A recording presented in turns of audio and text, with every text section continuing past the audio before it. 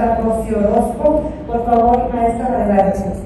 Gracias, excelentes cuestionamientos y de verdad gracias, porque sí necesitamos tener en este país una nueva historia, una hoja en blanco, le llamo yo a esto, porque felicitamos muchísimo a todos los que hicieron el esfuerzo por estar aquí, de fiscales anticorrupción, pero en especial a quien hizo posible algo tan extraordinario que sé que le puede dar a nuestros estados una hoja en blanco, una nueva historia sin corrupción. Y cuando estaba yo leyendo lo que es la raíz latina de la palabra corrupción, que tiene que ver con romper y con corazón, cuando estaba yo leyendo cómo la palabra corrupción tiene que ver con algo que se echa a perder, algo que pasa a un estado de perversión, cosas turbias. Tiene que ver con la pérdida de la esencia de un objeto o valor, con sobornar, pervertir, dañar. Y pensaba yo en los gobernadores que llegan nuevos a un estado, quieren, o las personas que llegan de alguna manera a una autoridad, un alcalde, quieren, por supuesto, seguridad es lo primero que prometen en una campaña política. Pero ¿cómo van a lograr seguridad si los recién graduados de la policía o los ministerios públicos que ellos cambian y quieren traer gente nueva van a llegar a un lugar donde hay giros negros, por ejemplo, donde lo primero que van a hacer en esta ciudad es invitarlo? Señor alcalde o señor ministerio público o señor policía, acá tenemos una checa. Es más, aquí hay una línea que usted puede entrenar. Y si no, pues la lleva a su domicilio. Pero los primeros que empezaron con los giros negros, que están relacionados con un caso que sigue en impunidad, que es el Solid Gold, y que está relacionado con otro caso donde ya está en la cárcel Raúl Martins, es un argentino que en Argentina estuvo en la CIDE, que era como la CIA, en los años de la dictadura. Su propia hija, Lorena Martins, lo denunció aquí en México y en Argentina y la trató de matar a la hija. Este hombre que operaba en Quintana Roo ya está en la cárcel, pero desgraciadamente siguen los prostíbulos de los giros negros. Y él es el que enseñó a muchos empresarios a grabar, a filmar, a fotografiar a los funcionarios. Él lo hacía en Argentina, empezó con jueces y en Argentina no avanzaban los casos. Hoy Argentina tiene un avance increíble y mucho ha sido gracias al Papa Francisco, porque sí hay muchos casos ya. Yo creo que Argentina hoy es el país que más está avanzando.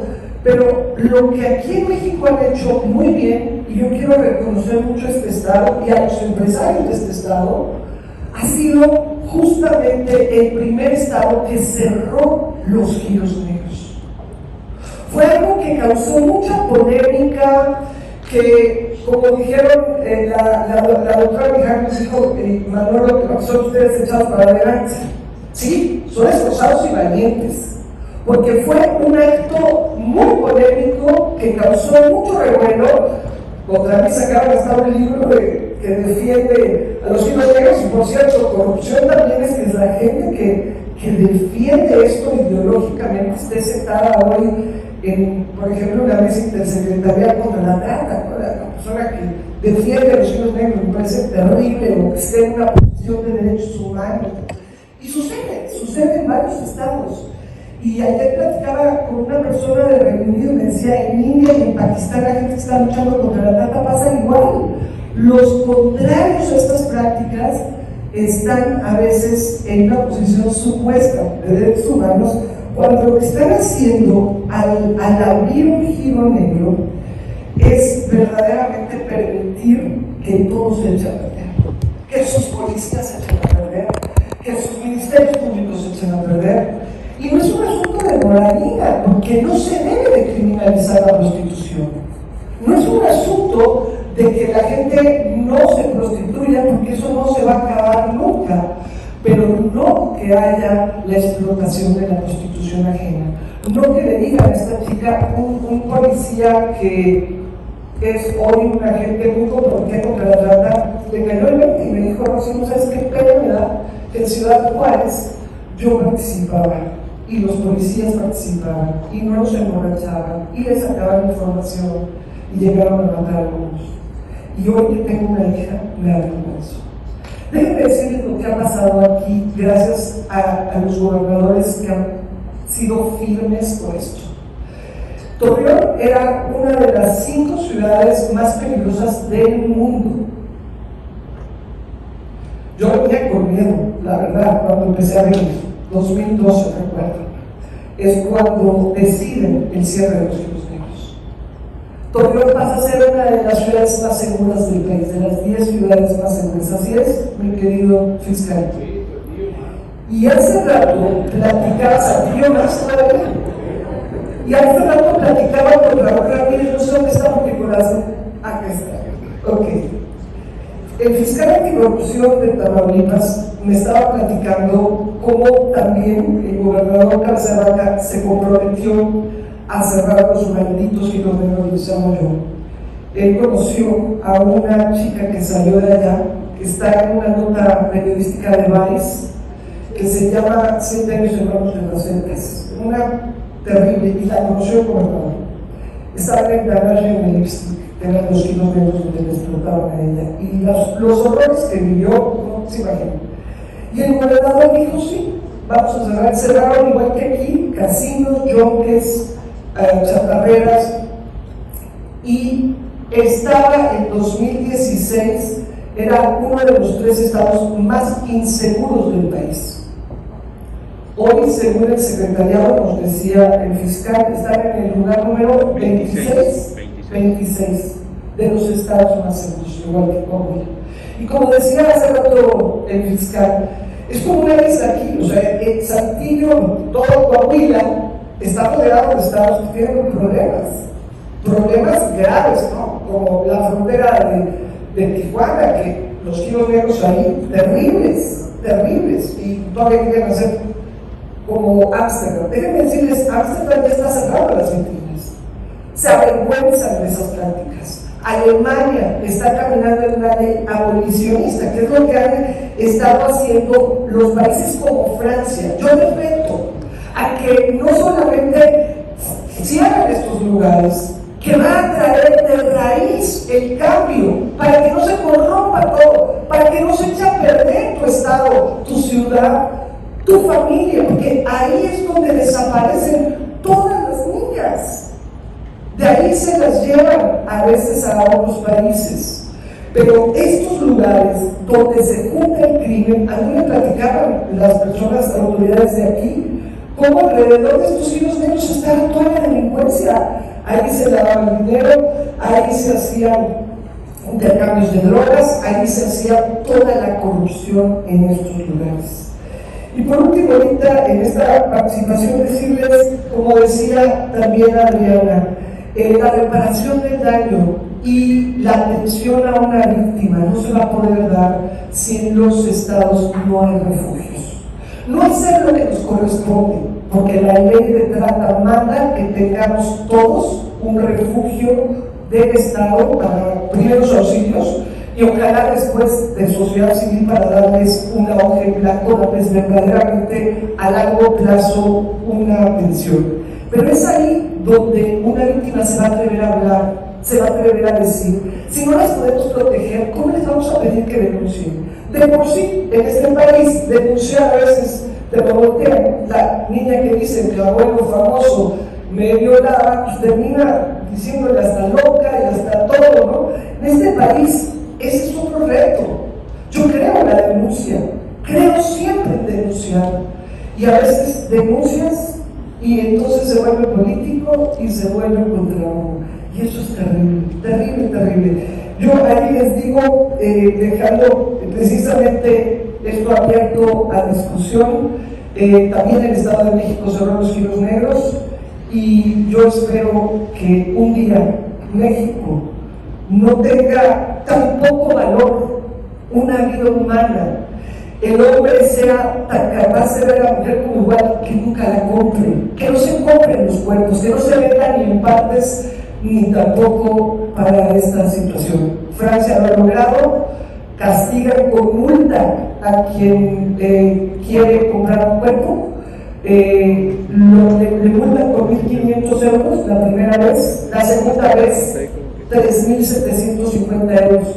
Entonces, como decía la doctora Mijangos, sí, a las personas que están en esta situación siempre son los pobres, ¿eh? Siempre es la niña indígena, siempre es la niña de color, siempre es la niña que no tuvo oportunidades la que está en esta situación. Nunca es la hija, generalmente no es la hija de alguien condenado, ¿no?, que tuvo oportunidades.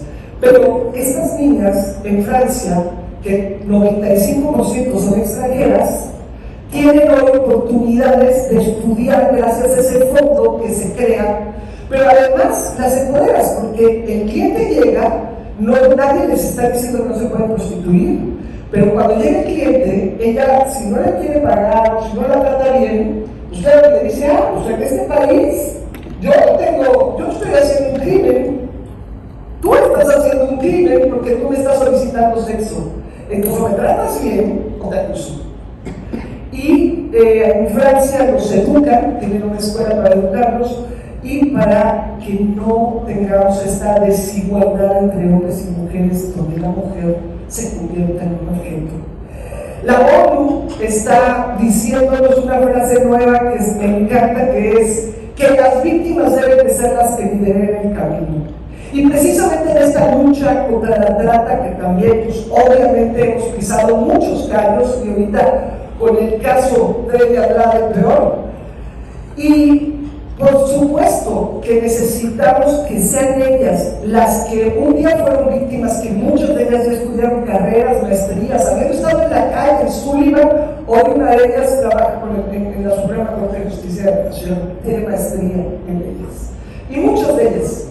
Y pronto, esto es la primera vez que lo digo, pero ya en unos días, yo le dejo la presidencia de la organización a una sobreviviente que va a ser internacionalmente la presidenta y a otra sobreviviente que va a ser la presidenta nacional.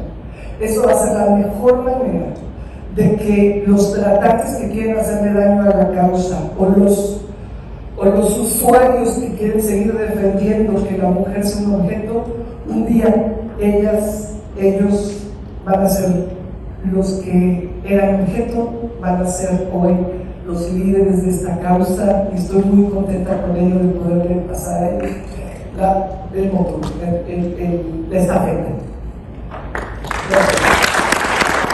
Gracias, Adriana Cedo, uso de la voz de la maestra Rocío Rosa. Pues estaba yo encantada de escuchar a Pepe, porque sé que Indonesia es otro de los estados que ha cerrado Ríos Negros, que no quiere que se eche a perder todo el mundo ahí.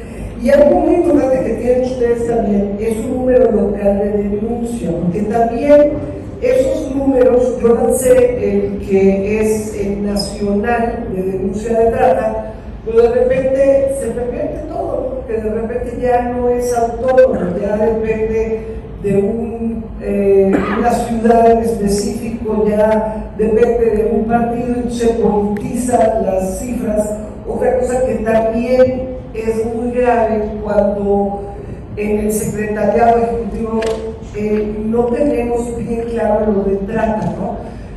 Los estados que más combaten la trata, porque en el Estado de México hay una fiscal súper aguerrida contra la trata, tienen 3 refugios, y de repente dicen las noticias, el Estado de México el de más trata. ¿Por qué? Porque hay carpetas, porque hay sentencias, porque hay denuncias, porque hay 16 millones de personas, y no es justo porque entonces hay estados donde niegan que hay trata y se van por corrupción de menores o por lenocinio, cuando la ley es una ley general que se tiene que aplicar en todo el país. Y es otra forma de corrupción para seguir con la trata en los estados. O, como decía, en temas de derechos humanos ponen a gente que de veras están a veces protegiendo el negocio de la trata. Hubo un estado, no se trata de aquí ventilar a nadie, pero yo sí voy a decir nada más el caso. Había unos prostíbulos de una madame que estuvo vinculada además a un caso terrible de unos niños, de unos jovencitos estudiantes de universidad que los disolvieron en ácido. Y resulta que el de derechos humanos es el que defendió a la madame, le regresaron los prostíbulos, la sacaron de la cárcel. Terrible, terrible de veras cuando la corrupción llega a los lugares donde vamos corriendo a que nos protejan y resulta que no hay protección. Entonces, por último, decirle a los empresarios, porque de veras aquí me da mucho gusto que los empresarios no estén buscando estos giros y que la única manera que vamos a de veras acabar con esta corrupción que no nos golpee tan fuerte, sobre todo a la gente que está en pobreza, es entender el concepto judío de tzedakah. Los judíos cuando piden un donativo no te dicen dame tu limosna, dame tus moneditas. El judío llega y pide una tzedakah, que viene de la palabra tzedek, justicia.